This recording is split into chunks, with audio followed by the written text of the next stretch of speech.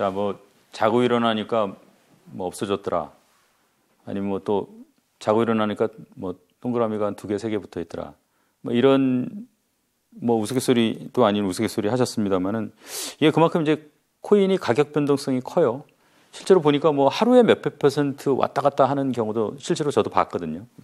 맞습니다. 투자할 때 뭐 요긴한 지표 어떤 게 있습니까? 좀 과학적으로 투자하는 방법.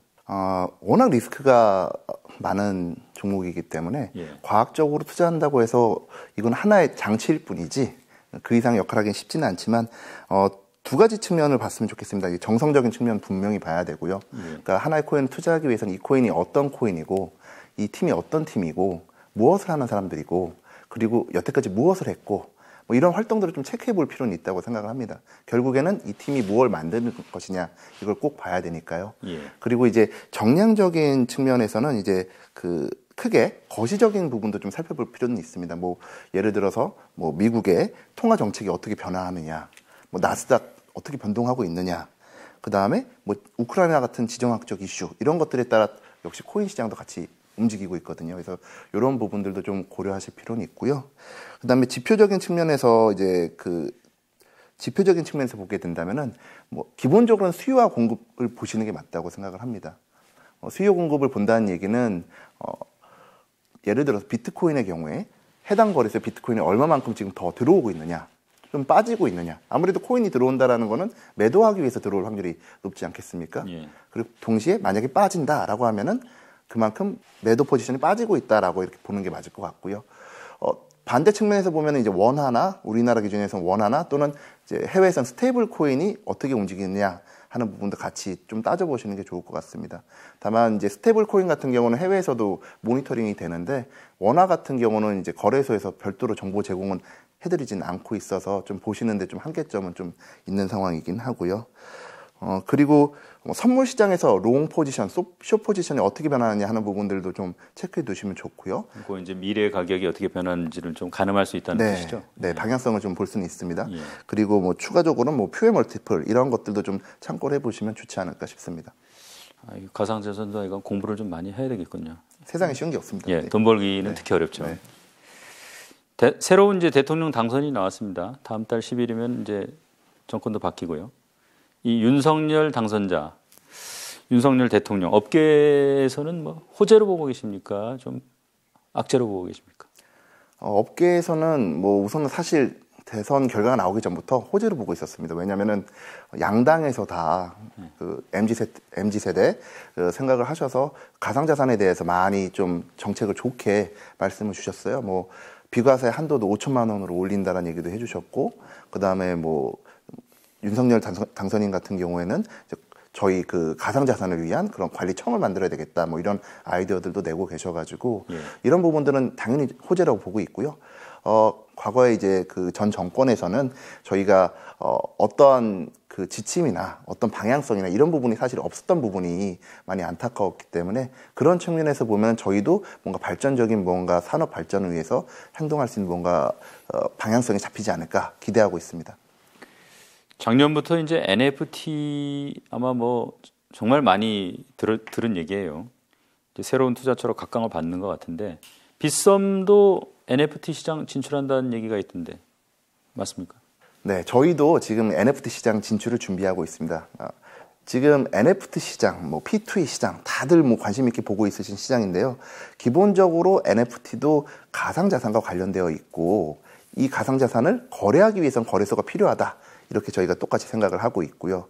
근데 이걸 구현하는 방식이 NFT라는 것 자체가 전자적으로 대체가 불가능하게 만든 토큰인데 거기에 또 이 창작물이 연결되어 있지 않습니까? 그럼 이 창작물을 또 보여주는 작업도 좀 필요하다라고 생각을 해서 저희가 메타버스와 같이 구현을 해서 메타버스 안에서 자신의 NFT들을 거래할 수도 있고 또는 보여줄 수 있는 이런 공간들을 같이 지금 준비를 하고 있습니다. 그러니까 다른 가상자산도 이제 변동폭이 큽니다만은 최근에 보니까 이제 뭐 젊은 친구인데 가진 돈을 그냥 다 NFT에 투자했는데 손해를 많이 봤나 봐요. 이게 투자 대상으로서의 NFT 뭐 문제점은 없는 겁니까? NFT야말로 변동성이 가장 크다고 생각이 됩니다. 왜냐하면은 다른 가상자산들은 동질의 것으로 교환이 되는 것이거든요. 예를 들어 가지고 비트코인의 오늘 하루 거래량은 뭐 20조입니다. 그럼 비트코인 한 개가 뭐 8천만 원이라 하더라도 수많은 비트코인들이 계속 거래가 되는 거지 않습니까? 예. 다 동일한 비트코인이거든요. 하지만 NFT는 이제 대체가 불가능하다는 전제가 들어가 있지 않습니까? 예. 그 코인은 그 코인 하나인 겁니다. 그래서 그 코인의 가치가 얼마냐라고 하는 거는 사실 예술품의 가격하고 같은 건데, 예술품의 가치는 사실 오랜 시간 동안 이 가치를 계속 누적적으로 만들어 온 거지 않습니까? 뭐 예를 들어서 뭐 고의 작품조차도 본인이 살아있을 때는 페인트 값도 안 했던 걸로 제가 알고 있어서, 근데 지금에서는 어마어마한 가치를 갖고 있지 않습니까? 그렇죠. 마찬가지로 이 NFT 시장이 지금 나온 지 이제 1년, 2년 정도밖에 안 된 시장이기 때문에 이런 투자 자산으로서 투자하기에는 좀 조심을 많이 하셔야 된다. 리스크가 많이 있다라고 말씀을 드릴 수 있겠습니다. 지금 이제 뭐 여러 가지 얘기하셨습니다만은 이제 지금까지 말씀하신 거 말고 가상자산 투자에 뭐 영향을 줄 만한 기술적 키워드 뭐 어떤 게 있다고 보세요? 저는 STO하고 DAO가 있다고 생각합니다. 예.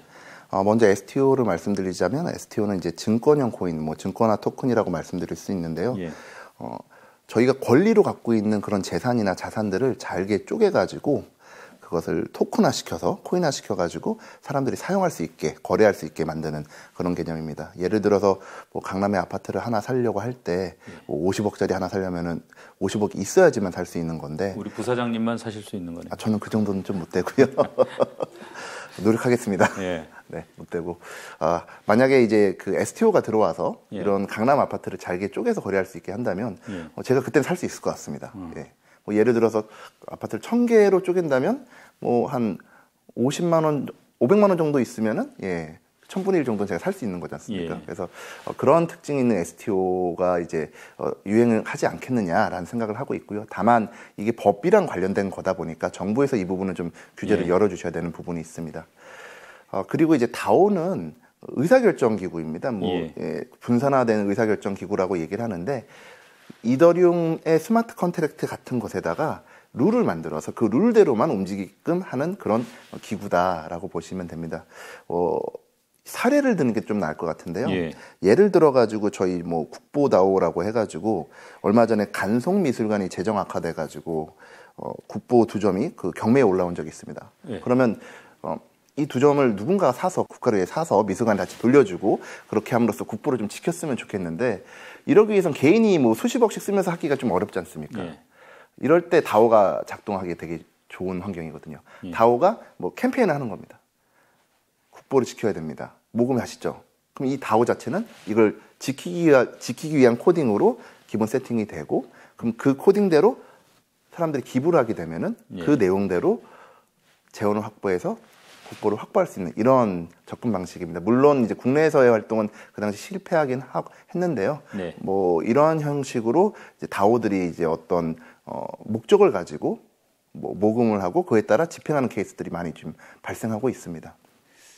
이 기존 금융처럼 좀 안정적으로 수익률을 담보할 수 있는 그런 뭐 코인은 없습니까? 기존 금융하고 비교할 수 없는 수익률을 담보하는 코인들은 많이 있는데요. 안정적으로 한다라는 거는 사실 좀 쉽지는 않다. 왜냐면은 뭐 명언이 있지 않습니까? 하이 리스크, 하이 리턴이라고. 리스크가 있기 때문에 리턴이 있는 거다라고 볼 수밖에 없는데요. 그럼에도 불구하고 가상자산 중에서 리스크가 그나마 좀 적고 안정적인 수익이 낼 수 있는 게 무엇이냐라고 한다면은 저는 뭐 스테이킹이라든지 아니면 디파이 같은 것들이 존재할 수 있다라고 봅니다. 뭐 스테이킹이란 개념은 어떤 개념이냐면, 제가 코인을 이렇게 맡겨놓으면은 그 맡긴 코인에 대해서 이자를 코인으로 주는 개념이거든요. 그럼 이런 걸 왜 하느냐라고 한다면은, 이 스테이킹이 저는 맡기는 거지만 사실은 저의 유동성을 상대방에게 맡겨놓는 거거든요. 일종의 저희 대출인 거죠. 이제 그런 개념으로 이제 스테이킹이 존재하고, 디파이 또한 마찬가지입니다. 디파이 또한 요즘에 많이 유행을 하고 있는데요. 쉽게 얘기하면 제가 코인을 많이 갖고 있는데 이 코인을 가지고 남에게 그 코인의 유동성을 빌려주고 그에 대한 수수료를 받는 개념입니다. 그래서 상당히 높은 수익률, 은행권 대비해서는 받을 수는 있는데, 다만 주의하셔야 될 점은 그 디파이나 그런 스테이킹을 지원해주는 업체가 안정적인 업체이냐 아니냐, 이 부분은 꼭 좀 짚고 넘어가줘야 필요가 있다고 봅니다. 왜냐하면은 뭐 수익률만 보고 들어갔는데 갑자기 업체가 없어질 수도 있으니까요. 이게 이제 우리가 뭐 탈세는 하면 안 되겠지만 절세는 뭐 일종의 재테크니까 이 가상자산 투자하면서 절세하는 법도 좀 알려주십시오. 예, 이 가상자산 관련해가지고 이 세법이 아직 되게 단순하게 좀 들어와 있습니다. 그러니까 그 단순하게 들어와 있다는 얘기는 뭐냐면, 뭐 부가세처럼 뭐 10% 세금을 낸다 이런 구조이거든요. 근데 그 얘기는 사실 세금을 낸다는 단순한 내용만 있지, 이렇게 하면 이 세금을 줄입니다 하는 내용까지는 아직은 없어요. 그러니까 세금을 내는 것까지만 지금 준비가 된 상황인 거죠. 그 말은 이제 절세를 할 수 있는 방법은 사실은 그렇게 별로 없다라는 말씀 먼저 드리고 싶고요. 하지만 이제 우리나라 소득세가 이 세금 자체가 열거된 것만 세금을 내도록 되어 있거든요. 뭐 예를 들어서 월급 받으면 세금 내라, 뭐 주식해서 돈 벌면 세금 내라, 이런 식으로 열거된 것만 세금 내도록 되어 있기 때문에 지금 같은 상황에서 올해까지는 아무리 코인 거래를 해도 세금은 안 내는 거죠. 내년부터 내는 거죠. 또 NFT 같은 경우에는 아직까지 기준이 안 나와 있기 때문에 이 거래를 한다고 해도 뭐 내년에도 아직 세금 낼 일은 없는 상황입니다. 우리 저 부사장님은 이 가상자산 세계에 발들이신 지 얼마나 되셨습니까? 제가 2017년도부터 들어왔으니까 이제 한 5년이 좀 넘어가고 있습니다. 예. 어쨌든 최고 이제 경영층에서 이 가상자산 세계를 보시면 좀 시각이 이제 일반 사람하고는 좀 다를 것 같은데, 이제 이 코인 시장의 이 장점과 단점, 내가 뭐 5년 정도 해보니까 이런 것 같더라. 좀 어떻게 좀 한번 말씀 좀 편하게 좀 해주세요. 제 경험상 저는 사실 처음에 이 시장에 들어왔을 때는 이 시장에 대해서 잘 모르고 들어왔습니다. 잘 모르고 들어왔기 때문에 별로 확신이 없었습니다. 근데 이제 5년 동안 정말 고점과 저점, 2017년도에 뭐 2,400만 원까지 비트코인이 오르고 난 다음에 300만 원까지 떨어지고 뭐 이런 모습들을 계속 겪고 이 시장의 변동을 계속 보다 보니까 오히려 이 시장이 정말 탄탄하고 생명력이 강하구나 하는 걸 먼저 좀 느꼈습니다. 그래서 이 장점은 생긴 지 얼마 안 된 시장이기 때문에 여기서 어떤 꽃이 피어날지 모르겠다. 이 시장의 미래는 되게 밝다. 아까 뭐 저점 제가 말씀드렸지 않습니까?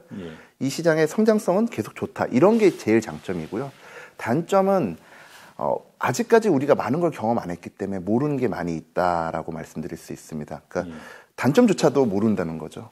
뭐 예를 들자면은 가상자산의 단점 중에서 이제 51% 공격이라는 게 있거든요. 가상자산의 가장 큰 장점은 절대 변조할 수 없는, 우리 모두가 신뢰할 수 있는 기록을 만든다는 거고, 그게 가장 큰 장점입니다.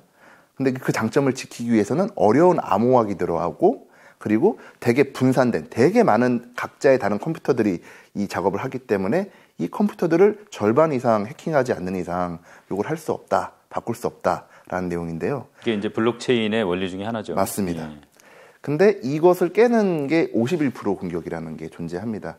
물론 비트코인이나 이더리움처럼 너무 많은 컴퓨터들이 있으면은 이걸 해킹할 수는 없는데, 그보다 좀 작은 컴퓨터들로 구성된 데는 이런 게 가능하게 됩니다. 근데 이거를 해킹으로써 만든 게 아니라, 뭐 예를 들어서 모 코인의 경우에는 한 1000대의 컴퓨터들이 이 작업을 통해서 네트워크를 유지하고 있는데 500대를 해킹하는 게 아니라 1001대를 새로 만들어서 해킹하는 겁니다.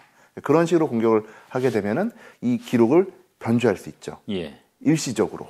물론 지속적으로 할 수는 없습니다. 일시적으로 위조를 하고 변조를 하는 공격이 가능한 부분이 존재를 합니다. 그래서 저는 그런 우리가 알지 못하는 그런 부분들이 앞으로도 더 많이 나오지 않을까 하는 우려는 있습니다.